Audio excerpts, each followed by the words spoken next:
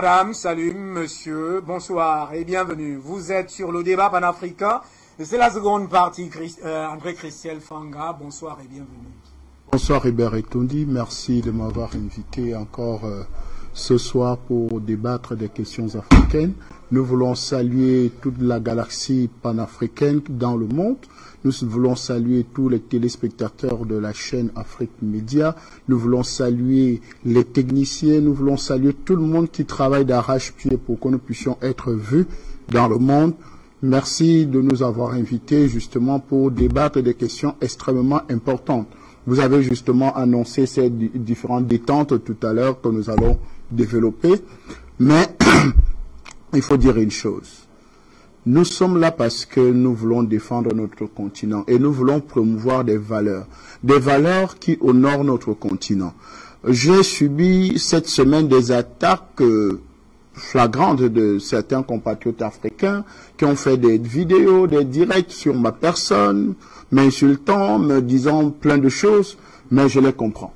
Je ne vais pas m'attarder sur eux parce que justement, ils ont été payés par un individu, un lugubre individu qu'on appelle Kimbafori Soro-Guillaume pour justement m'insulter un peu de partout parce que j'ai simplement dit que M. Kimbafori Soro-Guillaume est devenu une brebis errante. Est-ce que M. Kimbafori Soro-Guillaume est encore stable? Voilà l'homme qu'on a pris à faire un leader, un soi-disant un modèle pour la jeunesse africaine, mais le voilà qui, on ne sait pas où il se trouve actuellement.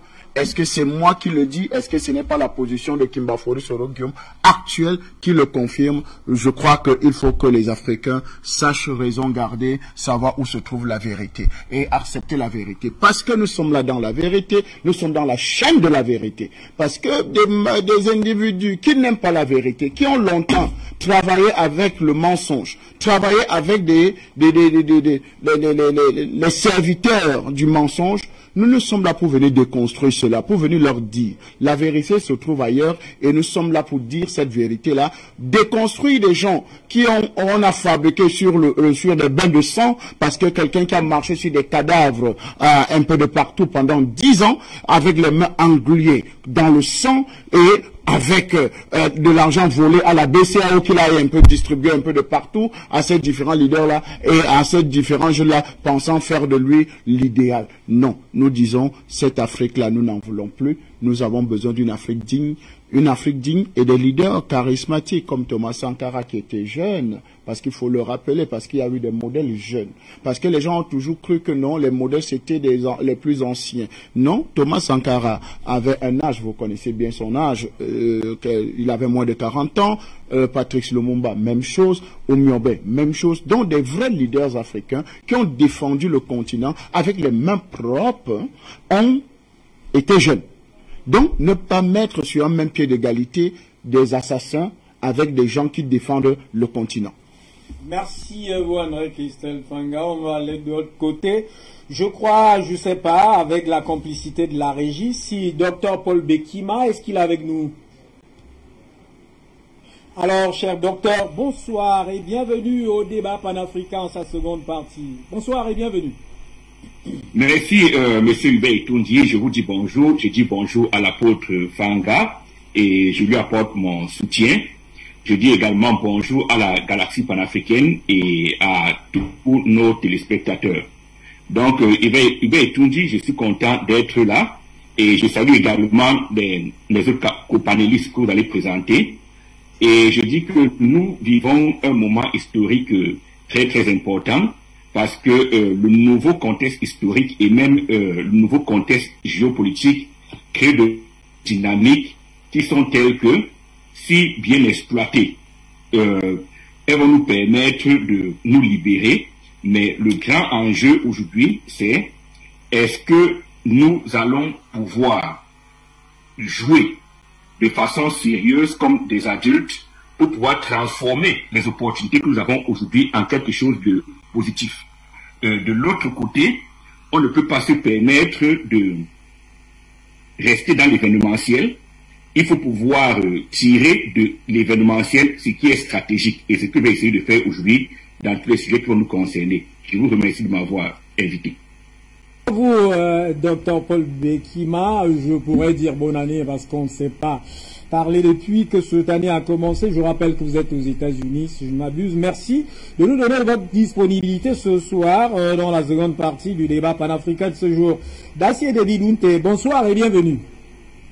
Oui, bonsoir frère Etundi, bonsoir à tous mes co-panélistes. Je dis tous mes respects aux différents corons, à savoir docteur et aussi Luc Michel. Et ça fait plaisir de se retrouver sur le plateau avec en tout cas de telles personnalités, et je leur tire mon chapeau et je leur traduis tous mes respects et considérations. C'est pour nous aussi jeunes d'apprendre auprès d'eux, parce que faut pas oublier, en Afrique c'est la gérontocratie. Et s'il y a la gérontocratie, c'est ça qui a permis à l'Afrique depuis l'Antiquité jusqu'à nos jours à pouvoir mieux conserver ses valeurs. Une société qui n'évolue pas de façon gérontocratique connaîtra à un moment donné du blocage, parce que la transmission, en tout cas de l'expérience, fait partie en tout cas de la culture et de l'acquis humain. Donc merci à vous, merci à Afrique Média. Merci à vous, Madame Djete Ablawa, bonsoir et bienvenue. Bonsoir, mon frère Etundi, bonsoir à tous les panélistes et bonsoir à la jeunesse africaine patriote consciente. Bonsoir à tous les téléspectateurs de Afrique Média. Je vous remercie de me donner l'occasion encore de partager ma vision sur la situation politique de l'Afrique du 21e siècle. Je rebondis pour dire à mon frère du Cameroun qui a été attaqué par les trolls de chez Guillaume Soro de rester serein et que le travail pour déconstruire et déboulonner l'aliénation mentale du culte de la personnalité que l'on a greffé sur les manguiers africains comme des prunes est un énorme boulot qui va nous aider plus tard à ce que l'évolution de la société africaine puisse se faire. On est dans, nous défendons quelqu'un, on n'est pas dans, nous défendons une idéologie et une évolution de la société. Donc il y a toute une génération de gens, de personnes de ce siècle-là qui sont imbriqués dans ce mécanisme-là. Donc il faut rester serein. Nous sommes plus aguerris, nous sommes plus âgés, plus aînés et plus matures. Et face à eux, c'est le travail de révolution mentale, métamorphose de la mentalité qui va nous aider à gagner la bataille par rapport à eux et plutôt que de nous impliquer dans leur, je vais dire blablabla un peu parce que ça n'a pas de sens, sinon qu'ils sont restés coincés dans les mécanismes du 20e siècle, du 19e siècle, le culte de la personnalité de l'époque des pharaons déchus. Voilà ce que je peux ajouter pour soutenir mon frère du Cameroun avec ces trolls venus d'un peu partout. Je le remercie pour l'occasion et j'espère que les débats vont aller bon train pour que nous puissions avoir une éclaircie par rapport à Ouagadougou. J'ai une pensée particulière à notre frère Roland qui est mis en prison avant les événements d'hier parce qu'il avait soutenu donc notre frère Roland de la Copa BF. J'ai une pensée particulière à lui et à sa famille et à tous ses camarades de lutte du Burkina Faso. Merci à chacun d'entre nous. Luc Michel, bonsoir et bienvenue. Alors avec vous, on va entrer directement dans le vif du sujet, de ce premier sujet justement. Alors Luc Michel, vous avez certainement eu plein d'informations dans cette situation du Burkina Faso. Qu'est-ce qui se passe justement au Burkina Faso? Et en est-on en ce moment où nous sommes rendus là, pratiquement à 17h07, c'est l'heure de l'Afrique centrale, à 18h07 en Afrique centrale. Bonsoir Hubert, bonsoir à ton panel, en particulier bonsoir au docteur Bekima, avec qui je n'avais pas partagé de plateau depuis longtemps. Ce qui continue en Afrique, c'est la guerre médiatique. Il y a des rumeurs qui courent, des contre-rumeurs, des communiqués du gouvernement du Burkina. Ce qu'il faut retenir de toute cette affaire, c'est que d'une part, le mécontentement dans les casernes qui n'est pas nié par le gouvernement, puisqu'il y a des tirs dans tous les camps militaires à l'arme lourde, sur l'ignorance des Africains. Tout le drame africain est lié à cela. L'ignorance des peuples de l'histoire du passé. L'incapacité à rompre avec le passé douloureux et à continuer à ramener ou à actualiser les blessures du passé. Tous les peuples, le peuple de Ouagadougou et le peuple Mandingue, c'est le même peuple. Le peuple Mossi vient aussi, les Sénoufos. Tout ça, nous venons tous d'un couple primordial unique. Nous sommes tous des Bantous. Nous sommes noirs. Nous sommes africains. Nous sommes subsahariens. Nous sommes d'abord des frères et sœurs. Ça doit rester dans la tête de tous les Africains pour que la nouvelle génération joue correctement son rôle et arrête d'actualiser les préjugés ethniques du passé ou l'ethnocratie qui est la blessure fondamentale par laquelle les autres rentrent dans notre bergerie et ramassent tout le foin et tout le gibier.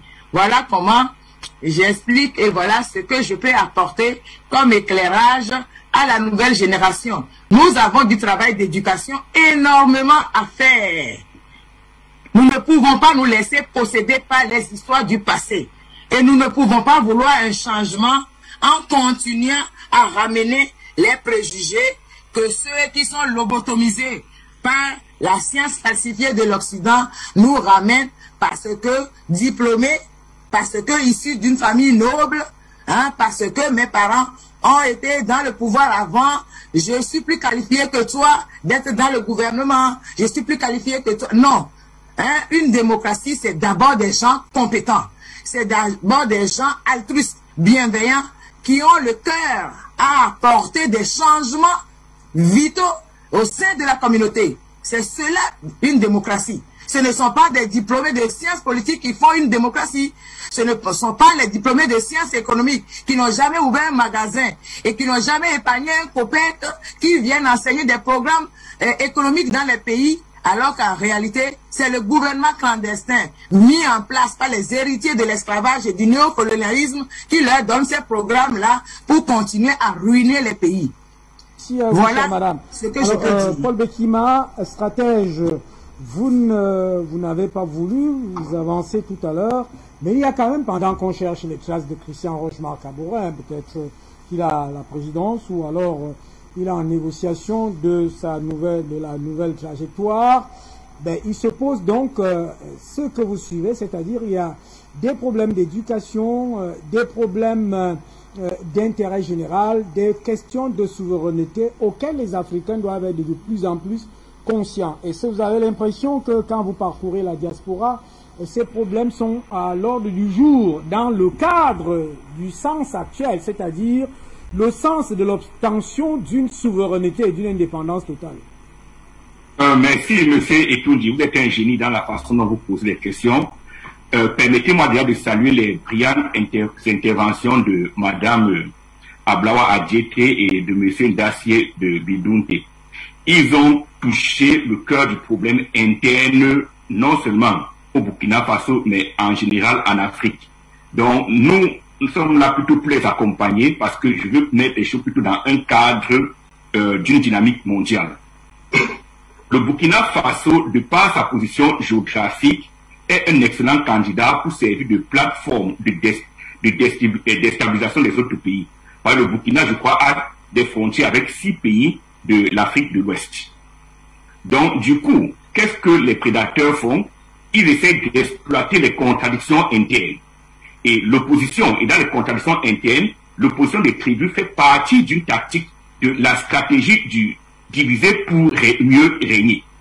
Donc, du coup, on doit se rendre à l'évidence que notre premier adversaire, c'est de combattre la domination occidentale. Et c'est dans ce sens-là, donc, que la diaspora réfléchit, parce que la diaspora essaye, dans ses, ces institutions de réflexion, ou ces organismes de réflexion, de s'éloigner de plus en plus de l'événementiel pour comprendre le stratégique afin d'avoir des solutions de long terme. Donc, voilà ce que j'ai envie de dire par rapport au problème du Burkina et de dire qu'on a un adversaire très très dangereux parce qu'on ne domine pas pendant 600 ans. le monde entier si on s'est levé on est né de la dernière pluie et on a des méthodes qui ne sont pas des méthodes qui ont fait leur preuve à travers l'histoire. Donc voilà.